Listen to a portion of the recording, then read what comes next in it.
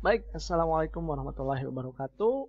Ya, selamat bergabung kembali ya dalam video yang part 2-nya ya. Kali ini karena video terkait dengan dari mulai planaritas sampai ke pewarnaan graf ini kita bagi dua ya. Karena memang terlalu panjang kayaknya sepertinya kalau kita bahas. Karena di bahasan yang sirkuit lintasan dan sirkuit Euler dan Hamilton ini juga udah terlalu panjang ya. Karena konteksnya juga banyak konsep yang perlu rekan-rekan pahami ya. Nah, sekarang kita akan masuk ke penerapan graf ya, di mana graf di sini banyak sekali aplikasi atau penerapannya ya, termasuk ke konsep lainnya. Yang di sini kita akan bahas adalah terkait dengan shortest path ya, atau lintasan terpendek, juga traveling salesman problem dan juga persoalan tukang tos Cina, dan nanti yang terakhir kita bahas penerapan di pewarnaan graf. Oke, sudah siap? Oke, jika sudah siap, mari sama-sama kita bahas. Oke, bismillahirrahmanirrahim. Oke, kita masuk ke penerapan yang pertama ya. Jadi di sini kita masuk di lintasan terpendek ya, atau shortest path ya. Di sini kita akan penggunaan graf ini dia menjadi pemanfaatan optimasi ya dari graf ini. Di mana kita di sini akan mencari lintasan terpendek. Nah, maksud dari lintasan terpendek ini pertama adalah kita memiliki graf di mana graf ini dia berbobot ya. Nah, bobot di sini bisa mengartikan apapun ya, bisa juga jarak, bisa juga kalau terkait dengan pengiriman pesan misalnya waktu ya, atau juga misalnya apalagi ya, ongkos ya, kos gitu misalnya. Ini juga bisa gitu. Jadi kita mencari yang minimumnya ya, cari yang paling kecilnya gitu untuk korelasi antar masing-masing simpul. Ya, jadi adalah lintasan terpendek adalah lintasan yang memiliki total bobot minimum ya. Bobot di sini tadi ulang lagi terkait dengan kos misalnya, ataupun waktu, ataupun juga jarak ya. Nah, contoh aplikasinya misalnya kita menentukan jarak terpendek ya, atau waktu tempuh atau tersingkat ya, juga dari ongkosnya juga dari termurah antara dua buah kota. Misalnya kita dari Bandung mau ke Jakarta ini mending lewat mana ya?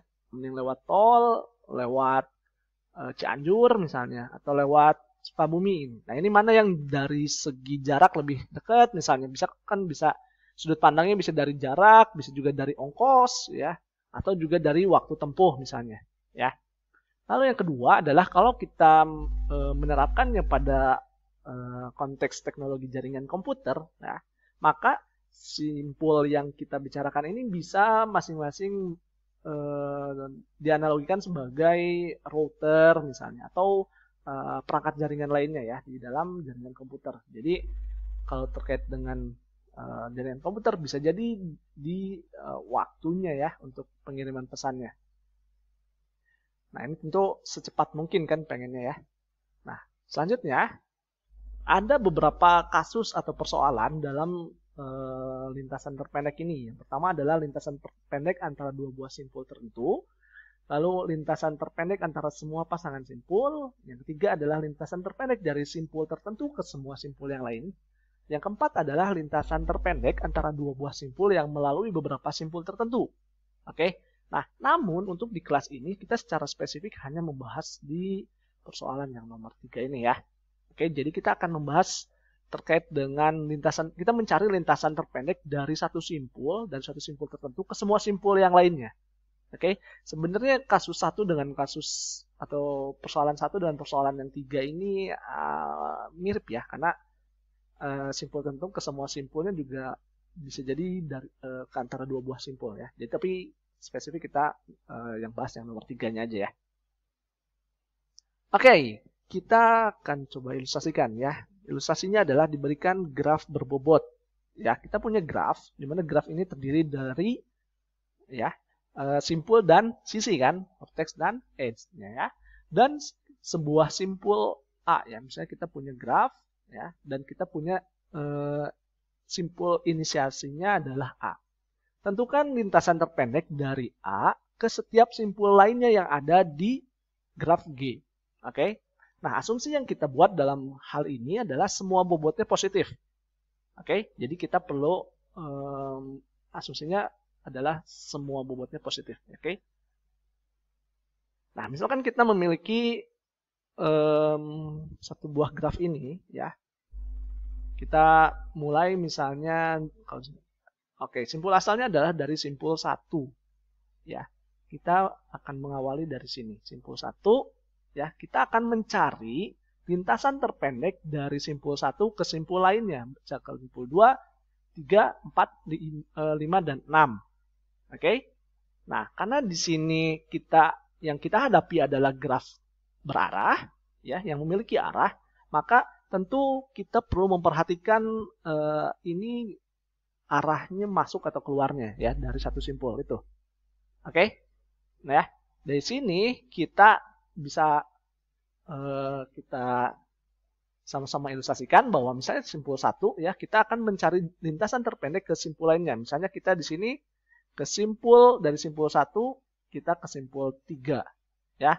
Ke simpul 3 kita nyarinya adalah yang pertama lintasan yang ini, ya, dari 1 ke 3 dengan bobotnya adalah 10, ya. Nah, maka kita lintasan terpendeknya adalah yang 3. Oke. Nah, lalu simpul asalnya 1 menuju ke 4. Oke. Nah, coba teman-teman amati. Di sini ada link yang langsung, ya, atau misalnya ada garis yang langsung, ya. Di sini 40. Kenapa kita nggak memilih 1 langsung ke 4? Kenapa? Ya, karena kalau kita melihat lintasan yang lain, ternyata ada yang lebih minim, yang lebih kecil, atau yang lebih rendah nilainya. Oke. Kalau 1 ke 4 secara langsung adalah nilainya 40. Ya. Kalau kita melewati lintasan yang sudah terhubung sebelumnya adalah yang 3, ya. Ini ternyata totalnya keempat hanya butuh 25. Ya. Kalau lewat 1, 3, 4 lintasannya. 1, 3, ya, dari 1 ke 3 dan sini ke 4. Oke. Nah, selanjutnya dari simpul 1 kita mau ke simpul 2. Oke. Ini ada nih sebenarnya, bisa aja kita langsung. Oke. Dari 1 ke 2 bobotnya adalah 50. Oke. Nah, tapi kita perlu cari dulu, ada nggak lintasan lain? Memang secara jarak kita perlu melewati beberapa simpul, ya, tapi dari segi nilainya itu jadinya lebih kecil, ya, dari segi bobotnya. Oke, ternyata untuk melewati simpul, kita mau ke simpul 2, ternyata ada jalan yang lebih hemat atau yang lebih rendah, ya, nilai bobotnya. Pertama adalah lewat 1 ke 3, ya, dari 3 ke 4. Ini berarti totalnya 10 tambah 15, 25. Nah, dari 4 ternyata ke 2 ini bobotnya adalah 20. Sehingga kalau di total hanya membutuhkan 45 jaraknya, ya. Oke, nah ini jadinya lebih hemat dibandingkan jarak yang langsungnya, yang directnya, ya. Kita bisa melewati beberapa simpul dulu, tapi ternyata lebih hemat. Oke, nah ini simpul asalnya, ya. 1 kita mau ke 5. Oke, nah di sini ada jalan lewat 2 dulu misalnya, ya. Kalau dijumlahin ternyata ini adalah 60. Oke. Bisa juga lewat 4 misalnya, ya. Lewat 4 berarti 1, 3, 4. 25 tambah 35 berarti 60, ya. Selanjutnya dari mana lagi? Ada lagi nggak? 1, 3. Ya, 1, 3, 4, 25. Berarti ini 25, 45 tambah 10, 55, ya. Ternyata lebih besar juga. Ternyata ada yang directnya dari 1 ke 5 bobotnya hanya 45. Oke, lebih kecil. Jadi yang dipilih adalah yang 1 sampai 5. Oke. Nah, selanjutnya yang simpul 6 kita lihat. Kalau menuju simpul 6 ada nggak sisi, ya, yang mengarah ke simpul 6? Ternyata kita lihat, ya, ini kan dia simpul anting-anting, ya. Ternyata di simpul 6 ini dia nggak ada sisi yang masuk ke arah simpul 6. Ternyata di simpul 6 hanya ada sisi yang keluar dari simpul 6, yang nggak ada yang masuk. Maka di sini nggak ada lintasan menuju ke simpul 6. Maka di sini lintasan terpendeknya pun tidak ada. Ya, bisa dipahami, oke? Nah, dalam menentukan lintasan terpendek tadi yang kita lakukan tadi, itu sebenarnya kita sedang menerapkan algoritma Dijkstra, ya. Nah, sesuai namanya, ya, ini juga penemunya adalah namanya adalah Edgar W. Dijkstra, ya, di mana dia menerapkan atau mencari algoritma, ya, untuk mencari lintasan terpendek untuk di proposalnya adalah di graf berarah, tapi sebenarnya untuk graf tak berarah pun masih relevan. Oke. Nah, Dijkstra ini dia mencari lintasan terpendek dengan menerapkan prinsip greedy. Apa itu prinsip greedy? Ayo, ada yang tahu? Jadi prinsip greedy itu adalah pada setiap langkah kita mencari sisi, ya, itu kita mencari sisi yang bobotnya paling minimum. Oke, dan nanti kemudiannya kita masukkan ke himpunan solusi kita. Oke. Nah, yang akan kita bahas adalah algoritma ini jadi sebenarnya ada banyak versi dari algoritma Dijkstra ini, tapi yang kita bahas adalah yang ini, ya. Pertama adalah yang perlu kita cari tahu dulu untuk menerapkan ini adalah properti algoritma Dijkstra, ya. Untuk kita mendapatkan atau menerapkan algoritma Dijkstra, yang perlu kita tahu adalah matriks ketetanggaannya. Oke, udah mengerti tentang matriks ketetanggaan? Udah tahu cara bikinnya? Kalau belum, silahkan simak di video-video sebelumnya, ya, terkait dengan bahasan graf ini. Oke, yang pertama dari matriks ketetanggaan aturannya adalah jika, ya, bertetangga, ini kita ambil bobotnya, ya. Oke, dari dua buah simpul yang bertetangga, kita ambil bobotnya, ya. Di sini adalah bobot dari sisi I ke J, ya. Pada graf tak berarah MIJ sama dengan MJI. Jadi kalau grafnya nggak berarah, ya, misalnya ada dua buah simpul, ini adalah I dan ini J, gitu, ya. Ini dua buah simpul. Oke. Nah, ini 30 misalnya bobotnya. Nah, ini untuk dari I ke J sama J ke I sama 30 bobotnya. Oke. Nah, untuk sisi, misalnya sisi satu sisi ini adalah I, ya. Oke.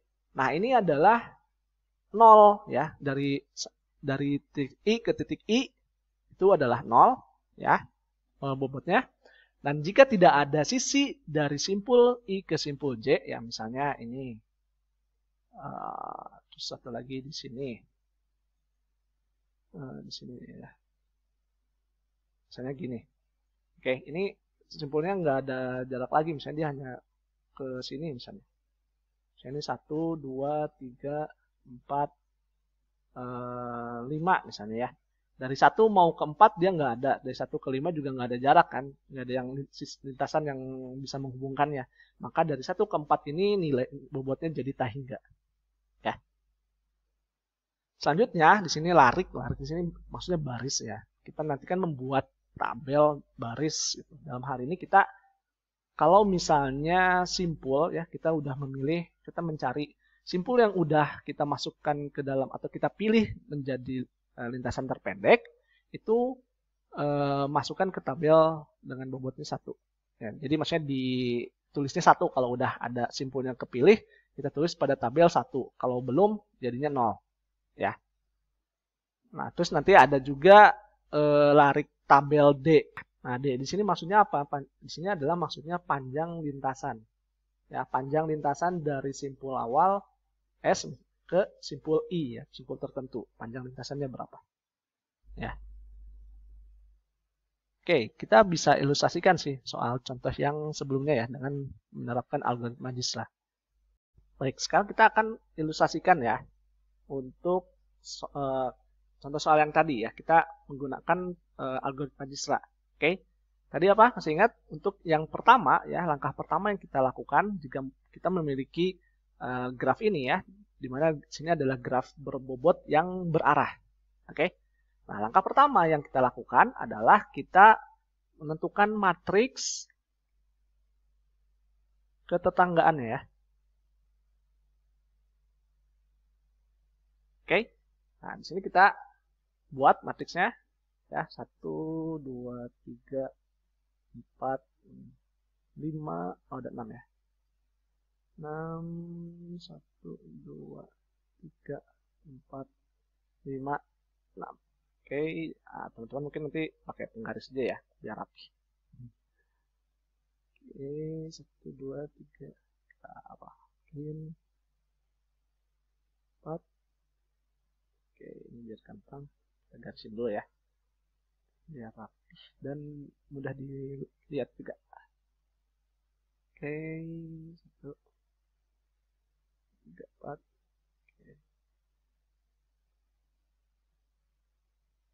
Oke, ya. Sekarang dari satu ke satu ya, berdasarkan dengan aturan dari matriks tetanggaan yang tadi disebutkan sebelumnya. Oke, kalau dari satu ke satu ini dia 0, ya. Nah, sekarang kita lihat dari satu dia mengarahnya kemana aja? Dia keluarnya kemana aja? 1 ke 5, ya 45. Jadi 45 dari 1 ke 2 dia 50, ya.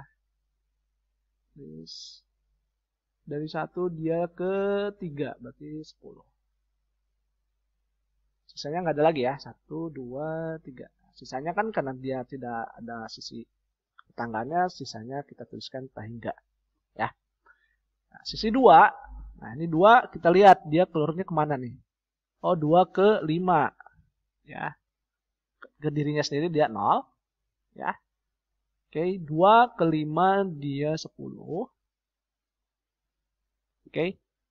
Lalu 2 ini ke 3 ya. Ini adalah apa nih? Oh, ini yang ini 15 ya. Jadi 2 ke 3 ini 15. Kita tulis 15. Oke, 2 ke 4. 4 ke sini ya. Tidak ada ya karena arahnya ke sini ya, sorry. Jadi dari 2 ini hanya ke 10 dan ke 3. Ya, sisanya adalah tahingga ya, oke. Karena tidak ada dari 2 mengarah ke lainnya ya. Sekarang kita lihat yang 3. 3 ini mengarah ke 4 ya, berarti dia 15. Kalau 3 sendiri dia 0. 4 ini dia 15. Lalu dari 3 ngarah kemana lagi? Ke 1 ya. Ke 1 ini dia 20. Ya, sisanya tahingga ya. Oke, sekarang kita lihat yang 4. Yang 4 ini dia mengarah kemana? Dia mengarahnya ke 5. Ini 35 ya. Oke, 4-nya 0. 35. Dari 4 lagi kita lihat kemana dia. 4 ini dia hanya ke 5 ternyata ya. Sorry. Ini ternyata 4 ke 2 ya. 4 ke 2 maka 4 ke 2 adalah 20. Oke, sisanya adalah tahingga. Oke, sekarang kita lihat yang 5. 5 ini dia mengarahnya kemana aja? Dia ke 4 ya. 5 ke 5 berarti dia 0. 5 ke 4 ini kita tulis 30 ya. Karena 5 ke 4, 30. Udah itu ada lagi nggak? 5 ini dia cuman masuk dia ya. Yang keluarnya dia hanya 4. Oke, sisanya adalah tahingga. Oke, yang 6 dia hanya menuju ke 4 ya. Sini 0, karena di sini 0, dia ke 4 adalah 3 ya. Oke, sisanya dia tahingga ya. Oke, kita cek lagi review ya. Dari 1, 5, oke, 2, 1. Oh, ini dia. 1 ke 4 ini dia nilainya 40 ya, sorry. Ini 40. Kita benerin ya. Dari 1 ke 4 ini ada 40, 50, dia 10. Oke. Man, yang duanya. Oke, 15, terus ini 10. Oke, lalu 3 ini 20, yang ini 15. Oke, 4 dia keduanya 20 ya, dan juga ke 5 35. 5-nya cuman ke 4 36, cuman ke 4 3. Oke ya, sip ya. Udah bener ya, nanti cross check lagi. Nah, langkah keduanya adalah kita membuat tabel ya. Kita membuat tabel yang menyatakan untuk mencari lintasan terpendeknya. Kayaknya kita geseran ke sini ya, karena kita bikinnya akan di bawah. Oke. Oke. Nah, baru kita bikin tabel ya. Kita mulai dari apa ya? Ini mungkin iterasi dulu ya. Iterasi keberapa? Ya, selanjutnya nanti simpul yang dipilih ya, simpul pilih lah. Lalu nanti kita lihat, nah ini lintasannya seperti apa. Udah itu kita list daftar simpulnya. Bentar. Kita buat lintasan depan sini simpul. Oke, udah simpul. Nanti kita lihat panjang lintasannya ya. Ini panjang lintasannya. Oke, kita untuk dari sini kita asumsinya masih sama ya. Kita mulai dari simpul 1.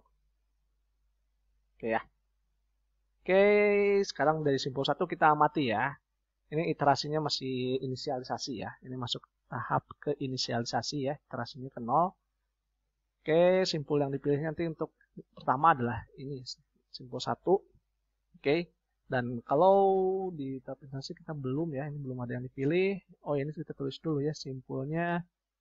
Dari simpul 1, 2, 3, 4, 5, 6. Oke. Nah, lalu nanti di sini panjang lintasannya untuk panjang lintasan ke 1 ya, ke simpul 1, ke simpul 2, ke simpul 3, ke simpul 4, ke simpul 5 dan ke simpul 6. Oke. Nah, ini teman-teman nanti mau pakai penggaris aja ya biar rapih. Ya, di inisialisasi belum ada simpul yang dipilih ya. Oke, ini belum. Untuk inisialisasi ini belum ada yang pilih ya. Oke, kita lihat di inisialisasi simpul 1 dia matriks tetangganya dengan siapa? Dia kan 0 ya. Ini 50 lalu 10, 40, 45 dan hingga ya.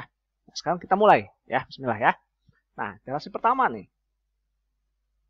Oke, simpul yang dipilih adalah simpul 1 ya, karena kita mulai dari simpul 1 dan dia jadinya langsung masuk ke lintasan terpendek karena dia adalah simpul awal ya. Maka di sini rubahlah yang asalnya 0, kita memilih simpul 1 maka rubah nilainya. Yang lain masih 0.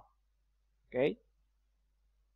Nah, dari simpul 1 ke simpul 1 sendiri ya, kalau di matriks ketetanggaannya jadinya 0, tapi karena di sini dia nggak ada sisi ya, nggak ada sisi yang ke simpul 1, maka kita masukkan ini jadinya hingga ya, karena nggak ada sisi yang di simpul 1. Oke, sedangkan yang lainnya ini dia masih sama ya. Dimana kalau 50 ini ya, 50 ini adalah lintasan dari 1 ke 2 ya, kita tulis 10 ini adalah lintasan dari 1 ke 3, 40 ini adalah lintasan dari 1 ke 4, 45 ini adalah lintasan dari 1 ke 5, dan ini tak hingga ya, karena nggak ada sisi ke 1 dan 6. Dari sini kita lihat mana yang ya, prinsip yang berikutnya adalah kita cari yang paling minimum dari sini. Yang paling minimum dari sini apa? Nilai berapa? Adalah nilai 10 ya, maka kita kasih kotak deh, kita pilih yang ini. Ya, ini adalah simpul 3. Oke, maka di sini di iterasi kedua, kita 2 ya maksudnya. Simpul yang berikutnya ini maksudnya 2, takut salah arti ya. Ini simpul yang berikutnya adalah simpul 3. Maka lintasan yang sudah terbentuk ini adalah jadi 1 dan 3. Oke, di sini berarti simpul 1 udah kepilih, 2-nya belum, 3 udah, yang lainnya belum. Oke. Nah, di sini masih ya. Oke.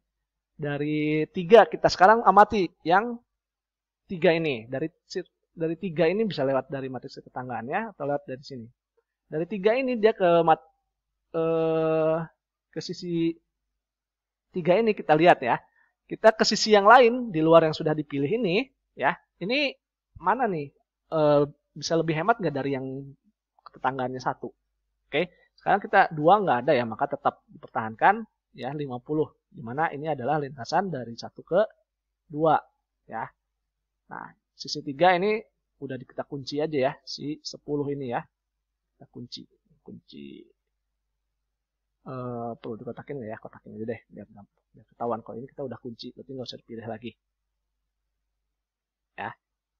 Nah, sekarang lintasan keempat, ternyata dari 4 di sini ya, 3 ke 4 ini ada 15. Kita bandingin sekarang nilainya. Dari 1 ke 3 itu adalah 10, ya. Dari 1 ke 4 lewat 3, 1, 3, 4, ternyata bobotnya jadi 25. Ya, benar nggak?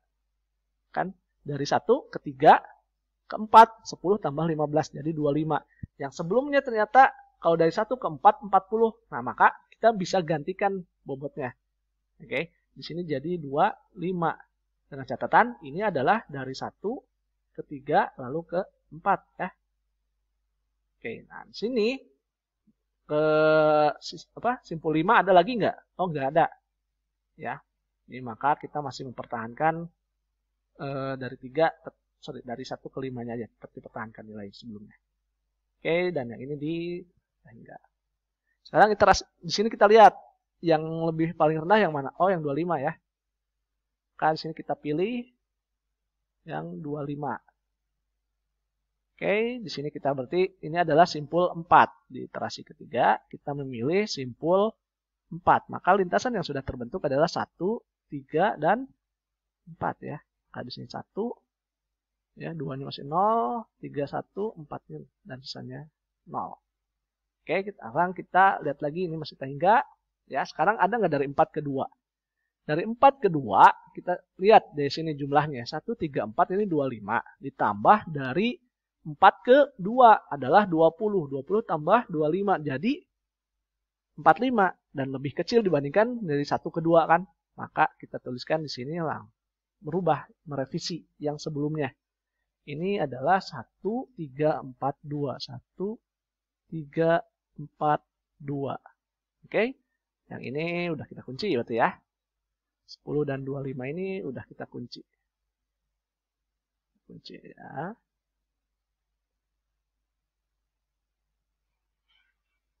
Oke. Nah, sekarang kita lihat yang 5. 5 ini dari 1 ke 5 ada 45. Tapi kalau yang 4 berapa nih totalnya? 4 ke sini ada ke 5 tapi nilainya 35. Kalau dijumlahin berarti 25 ditambah 35. Nggak lebih besar, nggak lebih kecil dari 45 kan? Maka kita tetap tuliskan ini 45. Yang sini nggak ada ya, nggak ada jalur. Oke, sekarang kita amati lagi. Mana nih yang lebih kecil? Oh, ternyata nilainya sama ya, mau 45, mau ke sisi 2, mau simpul 2 ataupun simpul 5. Ya udah kita pilih aja salah satu. Yang ini terasi keempat, kita pilih ambil aja simpul 2 deh ya.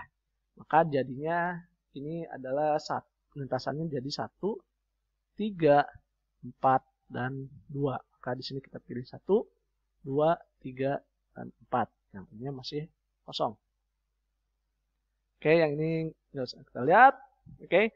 Di sini 1, 3, 4, 2 berarti dari sisi 2-nya ini adalah 1, 3. Tetap ya, kita ambil ya yang ini ya. 45 ini kita ambil. Oh ya, lupa ini kita tunjukin ya. Kita milih yang ini. Ya. Maka nanti ini kita kunci. Oke, ini udah kita pilih dari yang baru. Oke, juga yang ini udah kita kunci 10 sama 25 udah kita kunci. Oke. Nah, di sini di sisi 2 kalau ditambah ke 5 ya 45 tambah 10 ternyata jadinya hasil 55 ya, lebih besar dibandingkan yang ini. Maka ini 45-nya kita pertahankan. Oke, sisanya kita kunci. Oke. Nah, terus dari sini kita lihat 45 ya, yang berikutnya. Kita lihat yang 45 ya. 45 berarti sekarang yang dipilih ya. Berarti yang simpul 5. Kita pilih yang simpul 5. Oke. Nah, sekarang berganti hitam iterasi ke 5 ya. 1 2 3 4 5 ya.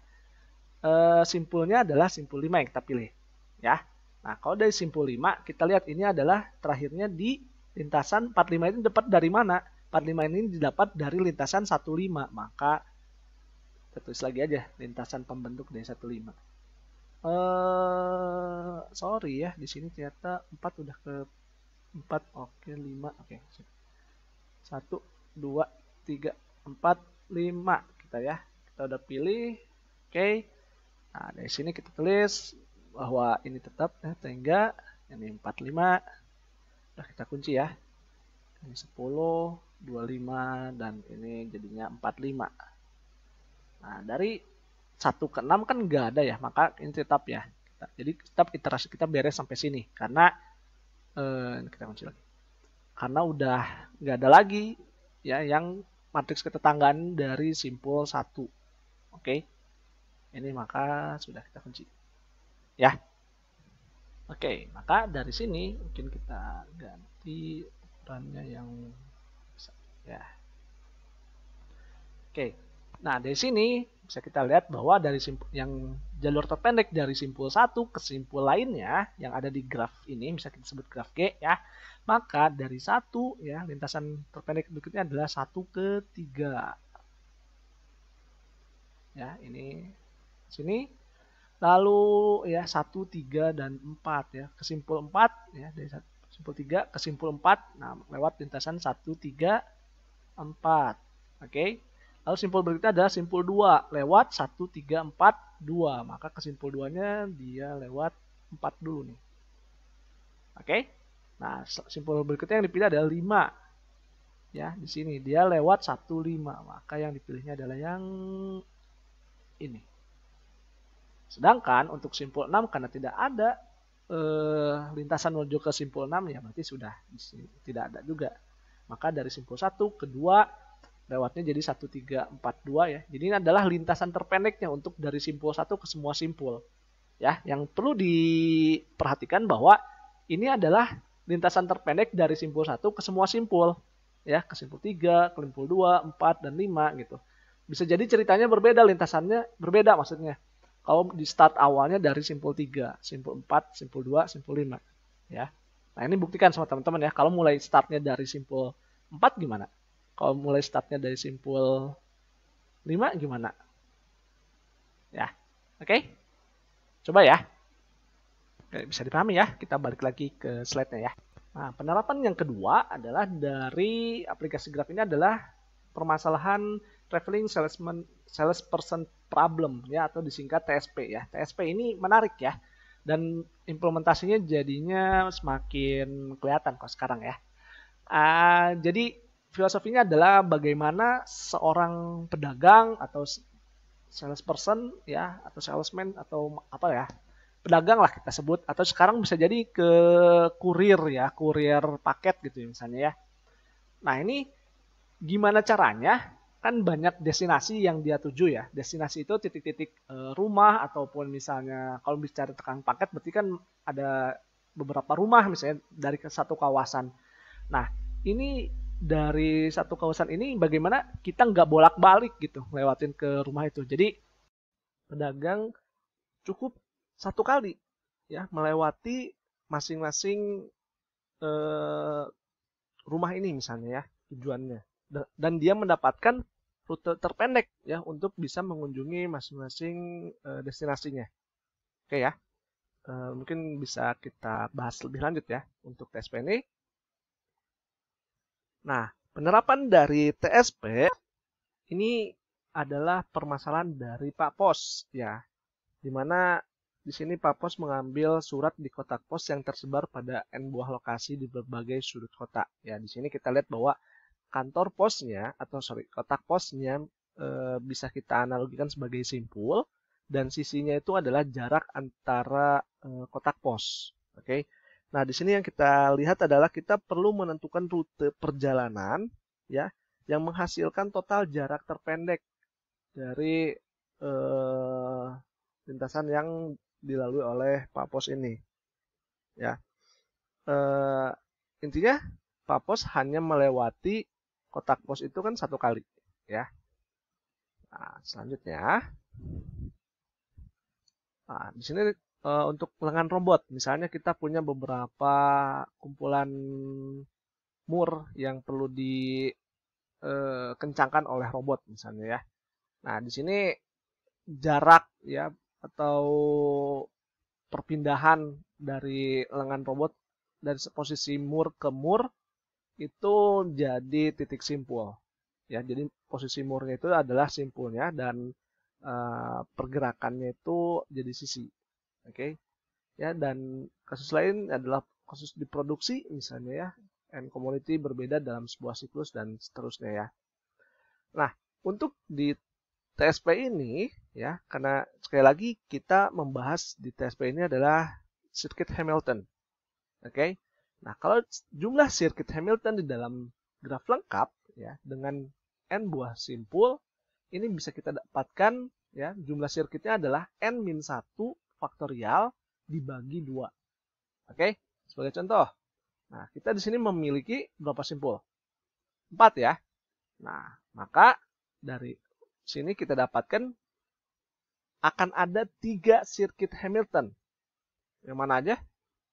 Oke, mari kita buktikan. Yang pertama adalah, lintasan yang pertama adalah dari ABCDA atau ADCBA. Ini sama karena grafnya graf tidak berarah. Jadi dari A misalnya ya, A, B, C, D, A. Ya, ini sama aja dari, sama juga dengan, ganti warna, biru misalnya. Sama saja dengan A, D, C, B, A. Oke. Nah, ini berapa bobotnya dari lintasan ini? Yang pertama adalah dari A ke B. Atau ini berarti misalnya dari A ke D dulu ya. AD ini adalah 10 ya. Terus ini kayaknya nggak ngurut ya, tapi nggak apa-apa karena lintasannya yang kita ukur ya. Berarti ada 10, 12, ya 8 dan 15 ya lintasan kotak ini. Totalnya adalah 45. Oke. Nah, yang selanjutnya adalah ACDBA ya, ACDBA. Oke. Nah, di sini totalnya adalah 41. Dan yang berikutnya adalah ACBDA ya, ACBDA balik lagi atau ADBCA ya, ini panjangnya adalah 32. Oke. Nah, jadi bisa kita simpulkan bahwa sirkuit Hamilton dengan rute terpendeknya adalah yang 32 atau yang ACBDA berarti yang ya ACBDA. Ya. Sini ada 10, 5, 9 dan 8. Di total jadinya 32. Oke, yang rute yang ini. Nah, di TSP ini sebenarnya secara komputasi ini termasuk yang kompleks ya. Coba teman-teman amati ya. Kalau misalnya kita memiliki jumlah simpulnya sebanyak 20, maka di sini kita akan mencari sirkuit Hamilton sebanyak 19 faktorial bagi 2 gitu. Ini kurang lebih adalah 6 kali 10 pangkat 16. Kebayang teman-teman iterasinya sebanyak ini. Ini komputasinya berat ya untuk program gitu. Apalagi kalau dikerjakan secara manual seperti yang kita simulasikan di sebelumnya ya. Oke ya. Jadi untuk TSP ini yang penting adalah grafnya membentuk sirkuit Hamilton ya. Oke. Nah, kita masuk ke penerapan graf yang berikutnya ya. Di sini adalah persoalan tukang pos Cina atau Chinese Postman Problem ya, dikemukakan oleh Megan ya, tentu dari Cina ya, karena dia yang tahu masalah intinya. Ada apa permasalahan di tukang pos ya di Cina? Pada tahun pertama diperkenalkan di tahun 1962. Oke. Nah, Megan mengemukakan permasalahannya adalah seorang tukang pos akan mengantarkan surat ke alamat-alamat sepanjang jalan di satu daerah. Nah, bagaimana ia merencanakan rute perjalanannya supaya ia melewati setiap jalan tepat sekali? Nah, kuncinya adalah di sini. Setiap jalan tepat sekali dan kembali lagi ke tempat awal keberangkatan. Oke, kalau dari sini, maka bisa kita simpulkan bahwa kasus Chinese Postman Problem ini adalah kasus untuk sirkuit Euler. Ya. Nah, kita punya contoh bagaimana melewati setiap jalan atau setiap sisi tepat satu kali. Bisa? Coba dibayangkan dulu. Lintasannya atau sirkuitnya seperti apa? Sudah? Nah, oke, mari periksa.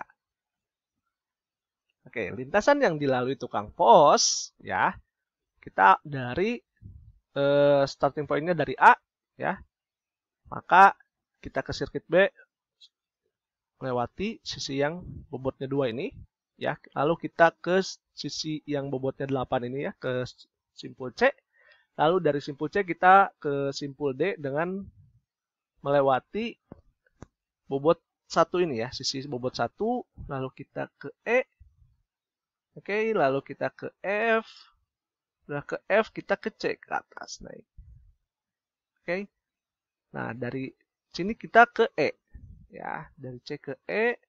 Nah dari E kita ke B, oke. Dari B kita ke F dan seterusnya ke A, oke. Ini adalah lintasan yang dilalui oleh tukang pos. Jadi kita tepat melewati setiap sisi 1 kali, ya.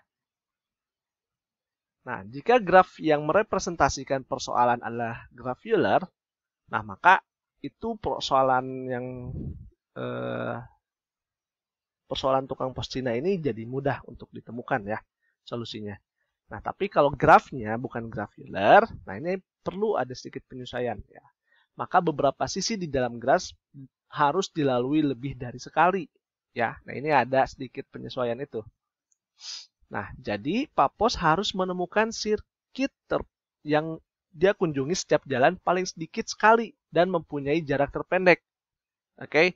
Nah, di sini maka persoalannya menjadi seorang tukang pos Cina akan mengantar surat ke alamat-alamat sepanjang jalan di satu daerah. Bagaimana ia merencanakan rute perjalanannya yang punya jarak terpendek, ya. Sekarang jadinya kuncinya adalah jarak terpendeknya, ya. Supaya ia melewati setiap jalan paling sedikit sekali, ya, dan kembali lagi ke tempat awal keberangkatan. Jadinya di sini kata kuncinya adalah setiap jalan paling sedikit sekali. Oke. Nah, nanti dicoba, ya, untuk ini, graf ini. Oke. Nah, selanjutnya kita masuk ke perwarnaan graf. Nah, di sini ada 2 macam, sebenarnya 3 sih, nggak 2, ya. Ada pewarnaan simpul, pewarnaan sisi, dan pewarnaan bidang, ya. Bidang itu berarti yang wilayah yang dibatasi oleh sisi dan simpul, ya. Nah, namun yang akan kita bahas hanya di pewarnaan simpul, ya, di sini. Nah, pewarnaan simpul ini adalah maksudnya memberi warna pada simpul-simpul graf, ya, sedemikian rupa sehingga 2 buah simpul yang bertetangga ini punya warna yang berbeda. Oke, ingat, ya. 2 simpul yang bertetangga dia mempunyai warna yang berbeda. Oke. Nah, contohnya seperti ini. Nah, ini pertama dia merah, ini kuning. Nah, ini boleh lagi nih merah gitu. Asal nggak bertetangga, ya. Ini baru boleh hijau, hijau lagi boleh di mana? Boleh di sini, ya. Tapi dia memilih di sini. Ini ada putih. Oke. Nah, atau yang ini, di sini merah, biru, di sini boleh merah lagi. Oke, asal nggak sebelahan banget. Merah, hijau. Berarti di sini kita lihat bahwa dalam persoalan pewarnaan graf ini, ya, persoalannya jadi nggak cuma ngewarnain aja, nggak cuma mewarnain graf, yang penting beda aja dari yang ketetanggaan. Enggak, tapi juga mengoptimasi jumlah warna yang digunakan. Oke. Kita mencari jumlah warna minimum, ya, untuk graf itu. Oke. Semakin sedikit kita menggunakan semakin sedikit kita menggunakan warna untuk satu graf itu semakin baik. Nah, lalu penerapan pewarnaan graf ini untuk apa? Ya, yang pertama kita untuk peta, ya. Teman-teman pernah lihat, ya, peta ini. Nah, ini adalah proses pewarnaan, salah satu penerapan dari pewarnaan graf. Di sini kita lihat bahwa masing-masing negara ini tidak memiliki warna yang sama, ya, untuk negara yang bertetangga gitu. Nah, ini boleh satu warna lagi kapan yang digunakan. Nah, ini yang penting lokasinya nggak bertetangga aja, ya, untuk memudahkan kita mengidentifikasi batas-batas wilayahnya, ya. Nah, wilayah di sini dapat menyatakan kecamatan, kabupaten, provinsi, atau negara. Nah, peta yang diwarnai sedemikian sehingga 2 wilayah bertetangga punya warna yang berbeda. Nah, contohnya di sini kita punya satu wilayah ya dari 8 region sini ya.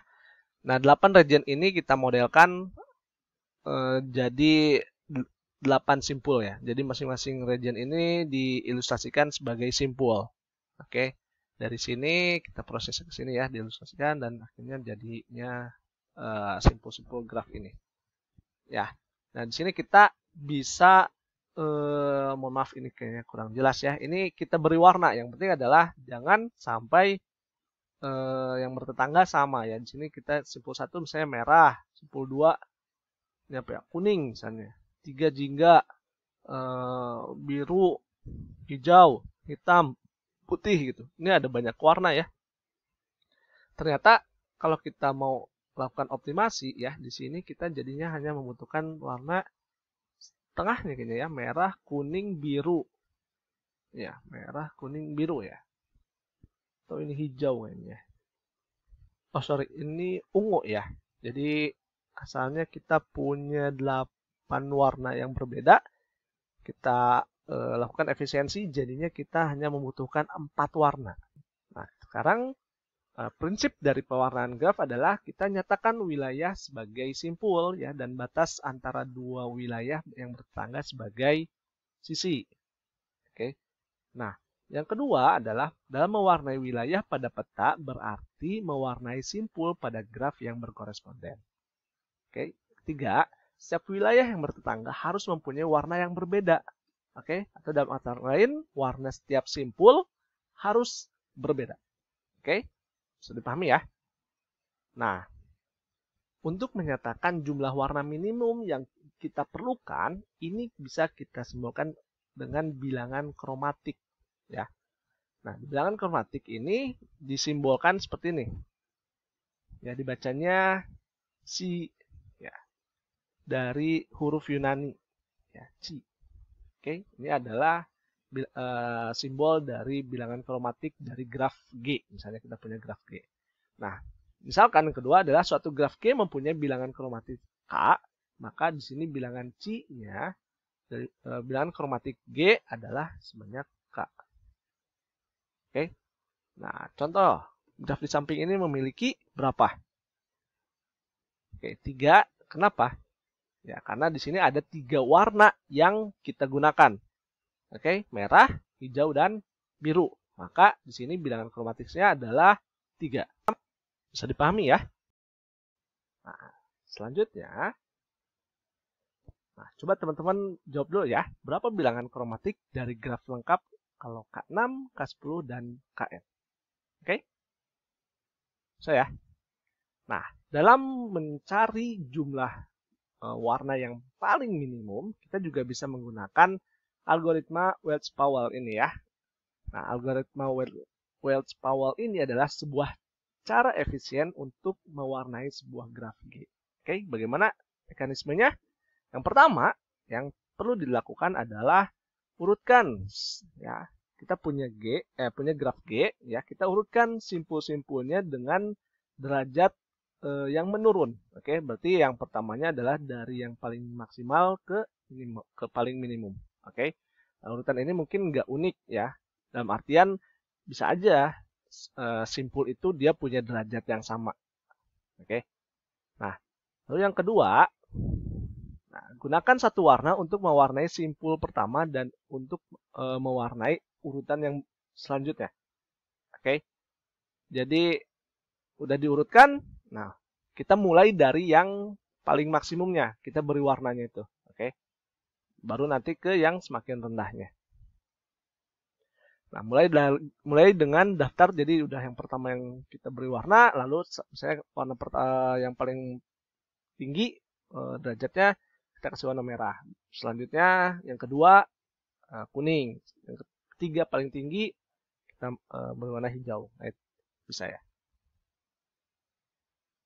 Oke, terus ulangi sampai memang semua simpul sudah diwarnai ya.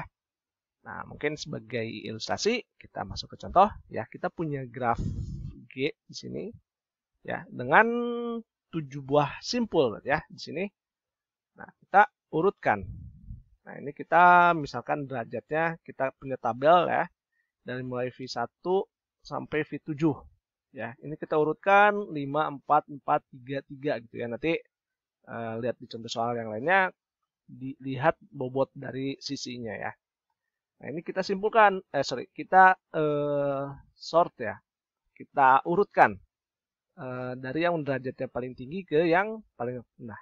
Oke, nah di sini ya simpul pertama kita beri warna misalnya A gitu ya. Nah, simpul yang kedua kita beri warna B. Ya, ini yang bobotnya 4 ini kan ada 3 simpul ya yang derajatnya 4. Nah, ini kita beri warna berbeda ya. Jadi urutannya bebas kalau ini mau V4 dulu, mau V6 atau bebas, yang penting derajatnya yang kita lihat. Oke. Nah, di sini setelah itu kita bisa kembali lagi menggunakan warna B ya. Dalam artian di sini V2 ini kan dia nggak bertetangga dengan V4 ya. Yang terakhir menggunakan warna B ya.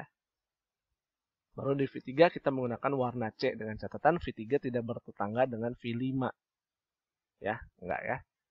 Dan seterusnya.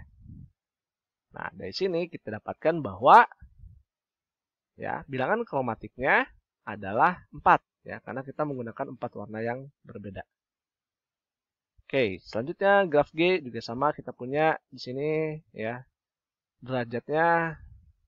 Misalkan di sini udah derajatnya, kita sorting ya dari yang paling maksimum ke minimum. Oke, di sini 4, 3, 3 ya. 4 ini bisa aja kita beri warna sama ya. Langsung V1 dengan V6 ini beri warna sama. Ya, dengan catatan sekali lagi V1 dan V6-nya nggak boleh bertetangga. Oke. Nah, di sini V2 dan V3 kita beri warna B ya, sama dan dia nggak bertetangga dengan V1 ya. V2 tidak bertetangga dengan V3 ya. Boleh warnanya sama. V4 dan V5 kita beri warna C ya. Di sini maka bilangan kromatiknya hanya betul 3 ya. Oke. Nah, untuk kasus ini juga sama ya, ini adalah masing-masing simpul berderajat sama ya, derajatnya 3 semua. Oke. Nah, untuk pemberi warna ini berarti kita jelas ya, kita lihat dari ketetanggaannya. Oke. Oke, hanya ternyata membutuhkan 2 warna saja. Ya, dan contoh-contoh lainnya bisa teman-teman amati ya di sini. Oke, dan sepertinya bahasan ini jadi bahasan penutup kita untuk chapter graph. Semoga ada manfaatnya dari materi ini. Teman-teman bisa mengambil pengetahuan dari materi ini dan juga menambah wawasan teman-teman di mata kuliah lain mungkin yang terkait dengan materi graph. Oke, kita cukupkan pertemuan kali ini. Terima kasih sudah menyaksikan. Mohon maaf sekali lagi kalau ada kekurangan dan kesalahan dalam penyampaian. Kita tutup. Assalamualaikum warahmatullahi wabarakatuh.